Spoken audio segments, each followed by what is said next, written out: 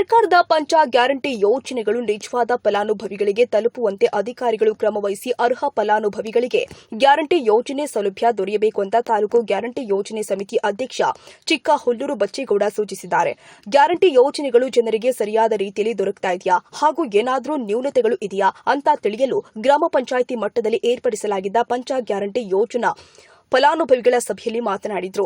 ಸರ್ಕಾರ ಬಡತನ ನೀಗಿಸಲು ಮತ್ತು ಜನ ಸಾಮಾನ್ಯರ ಆರ್ಥಿಕ ಅಭಿವೃದ್ಧಿಗೆ ಪಂಚ ಗ್ಯಾರಂಟಿ ಯೋಜನೆ ಮೂಲಕ ಸವಲತ್ತುಗಳನ್ನು ನೀಡುತ್ತಾ ಇದೆ. ಅಧಿಕಾರಿಗಳು ಕೇವಲ ಸಭೆಗಳಿಗೆ ಸೀಮಿತವಾಗದೆ ಗ್ಯಾರಂಟಿ ಯೋಜನೆಗಳು ನಿಜವಾದ ಫಲಾನುಭವಿಗಳಿಗೆ ತಲುಪುವ ಬಗ್ಗೆ ಅಧಿಕಾರಿಗಳು ನಿಗಾ ವಹಿಸಬೇಕು. ಗ್ರಾಮ ಪಂಚಾಯಿತಿ ವ್ಯಾಪ್ತಿಯಲ್ಲಿ ಸಮಿತಿ ಸದಸ್ಯರನ್ನ ಒಳಗೊಂಡಂತೆ ಸಭೆಯನ್ನ ಮಾಡಿ ಜಾಗೃತಿ ಮೂಡಿಸಬೇಕು.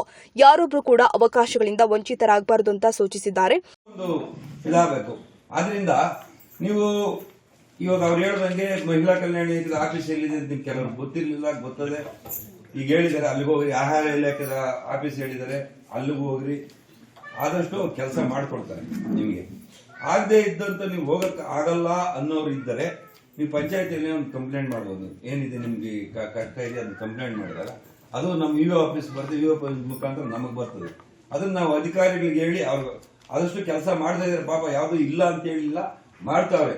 ಹಂಗೆ ಯಾರಾದ್ರೂ ಮಾಡಿಲ್ಲ ಅನ್ನೋ ಉದ್ದೇಶ ಒಂದು ಇದ್ರೆ, ನಿಮಗೆ ಮಾಡಿಲ್ಲ ಅನ್ನೋದಿದ್ರೆ ನಮಗೆ ನೇರವಾಗಿ ಹೇಳ್ಬೋದು.